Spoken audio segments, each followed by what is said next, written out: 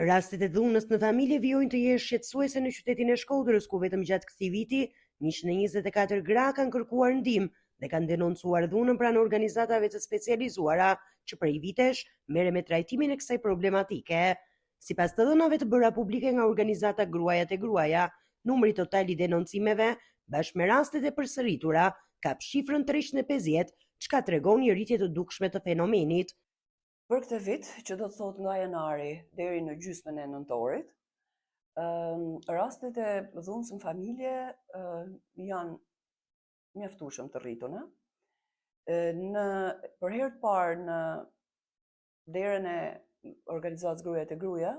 kanë trokitur gjatë kësaj periudhe 124 gra,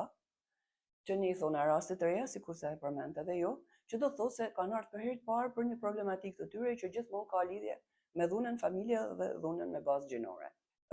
Totali, pra të rasteve të reja bashkë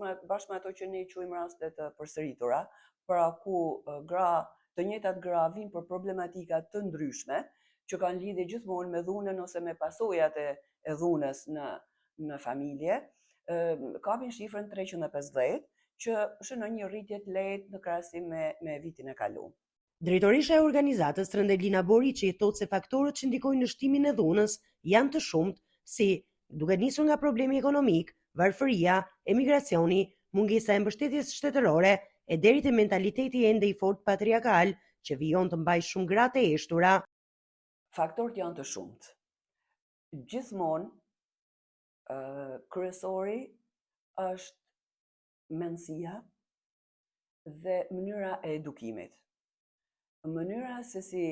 burrat edhe gratë, djemtë edhe vajzat, janë edukuar në familjet e tyre të origjinës, shprehit dhe zakonet që kanë fituar atë, mënyrën ose shembujt jetësor që ato kanë pa në ato familje, se si mund të zgjidhen situata të ndryshme. Tendenca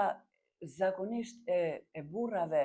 për të kontrolluar dhe për të vendosur veton e tyre në çështje të ndryshme familjare pa marrë mendimin e gruas, tendenca për të zgjidh me dhunë problematikat që çdo familje mund të ketë, dhe këto janë thelbi, këto janë baza. Pastaj faktorët e tjerë që është gjendja ekonomike, papunësia, varfëria që lidhen gjitha bashkë, veset e ndryshme, pija alkolike, etj. Këto e agravojnë situatën patjetër. Edhe emigracioni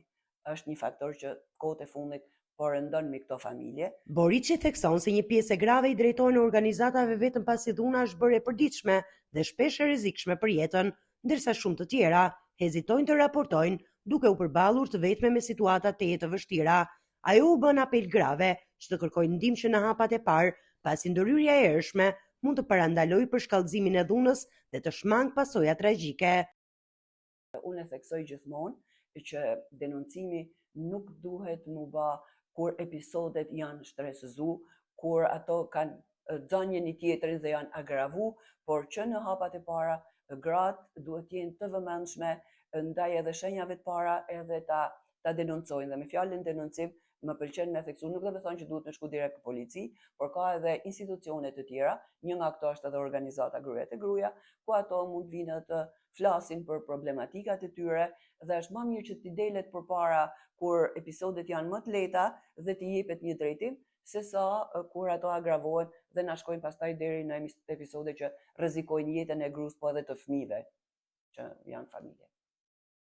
Në përfundim, organizata Gruaja te Gruaja nënvizon se është e domosdoshme që institucionet, komuniteti dhe familjet të bashkëpunojnë për të ulur rastet e dhunës dhe për të garantuar sigurinë e grave dhe fëmijëve.